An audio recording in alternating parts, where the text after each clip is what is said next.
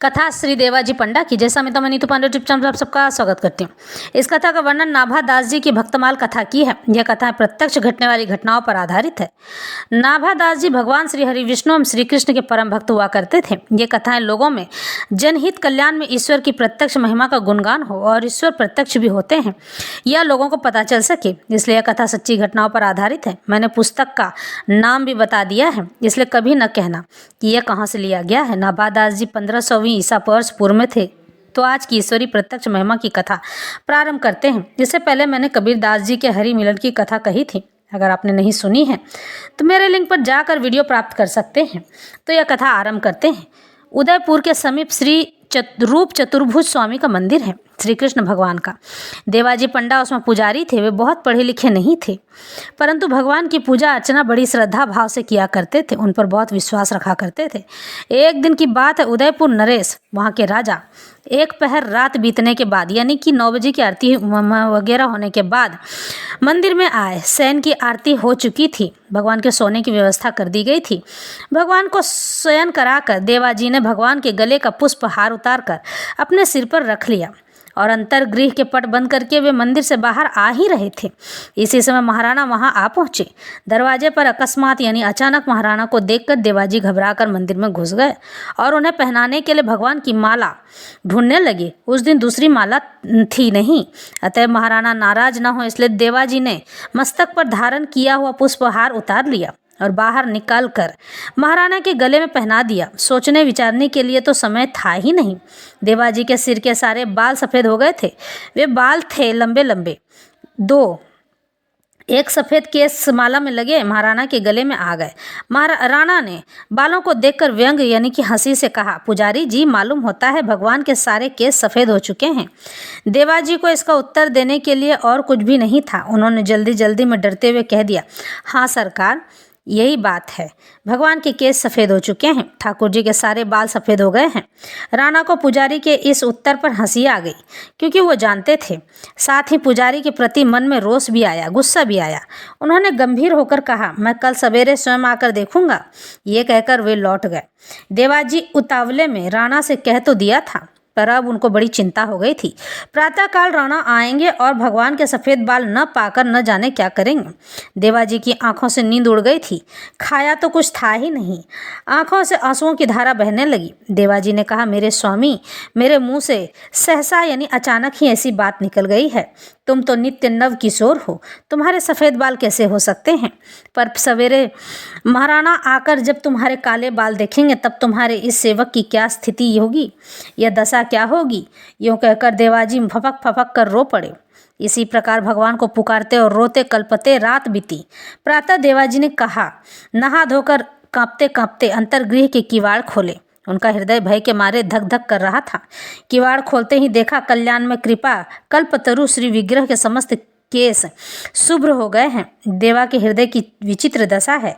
यह स्वप्न है कि साक्षात करुणा वरुणालय की यह इस अतुलनीय कृपा और दीन वत्सलता को देखकर प्रेम विहल और आनंदोन्मत्त देवा की ब्रह्म चेतना जाती रही। यानी कि भगवान के उन्होंने दर्शन तो किए, भगवान की पूजा अर्चना भी की, लेकिन उन्हें बार बार देखते थे कि उनके बाल सफ़ेद नहीं हैं। लेकिन राणा आ जाएंगे तो अब क्या कहेंगे? डर के मारे उनकी हालत खराब थी। बहुत देर के बाद देवा की समाधि टूटी। उनके दोनों नेत्रों से आनंद और प्रेम के शीतल आंसुओं की वर्षा हो रही थी। वो बहुत रो रहे थे। इसी समय महाराणा परीक्षा के लिए पधारे। देवाजी को विकलता से रोते देखकर उन्होंने समझा कि रात्रि को मुझसे कह तो दिया, पर अब भय के मारे रो रहा है। इतने में ही उनकी दृष्टि भगवान के श्री विग्रह की ओर गई। देखते ही राणा आश्चर्य सागर में डूब गया, आश्चर्य से चकित हो गया। श्याम सुंदर के समस्त केस यानी उनके बाल सफ़ेद चांदी से चमक रहे थे। महाराणा को विश्वास नहीं हो रहा था। उन्होंने समझा पुजारी ने अपनी बात रखने के लिए कहीं से सफ़ेद बाल लाकर चिपका दिए हैं। राणा के मन में परीक्षा करने की आई और उन्होंने अपने हाथ से चट भगवान के सिर का एक बाल बलपूर्वक उखाड़ लिया। राणा ने देखा, बाल उखाड़ते इसमें श्री विग्रह को मानो दर्द हुआ हो, यानी ईश्वर को दर्द हुआ हो, और उसमें मूर्ति में वह प्रत्यक्ष विद्यमान थे और उनकी नाक पर सिकुड़न आ गई। इतना ही नहीं, बाल उखड़ते ही सिर से रक्त की बूंद निकलने लगी और वह राणा के अंग रखने पर आ पड़ी। राणा देखते ही मूर्छित होकर जमीन पर गिर पड़े। उनको बेहोशी आ गई। पूरा एक पहर बीतने पर महाराणा को चेत हुआ, यानी होश आया। उन्होंने देवाजी के चरण पकड़कर कहा, हे प्रभु, मैं अत्यंत मूढ़, अविश्वासी और नीच बुद्धि हूँ।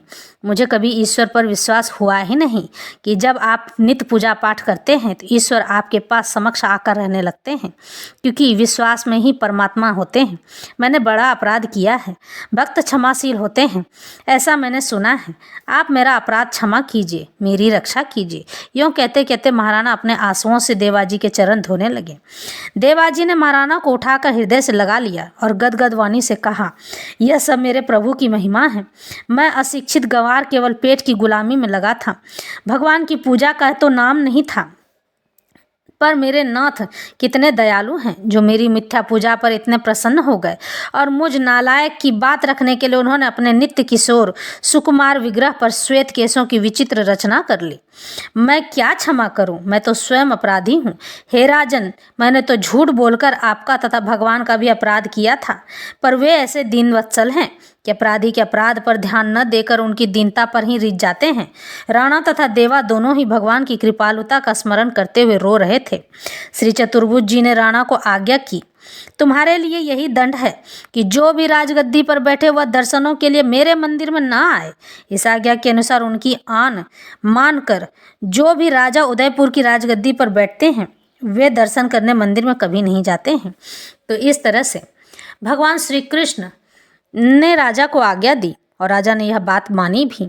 ईश्वर हमारे प्रत्यक्ष हमेशा रहते हैं। आप जब घर में नित्य पूजा पाठ समय पर करते हैं तो ईश्वर भी उनके आदी हो चुके होते हैं। आपको लगता है कि हमारे काम यूं ही बन जाते हैं जब हम उनके सामने मन्नत रखते हैं, तो ये बात गलत है। मन्नत हमें रखनी ही नहीं चाहिए। आप केवल उनके सामने अपनी प्रस्तुति दे दीजिए और अपनी मनोकामना कह दीजिए, पूरी ऐसे ही हो जाएगी। मन्नत रखने की आवश्यकता नहीं है।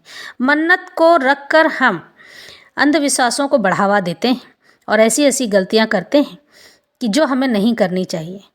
ईश्वर वाकई में प्रत्यक्ष होते हैं, ऐसा मेरा अनुभव कहता है।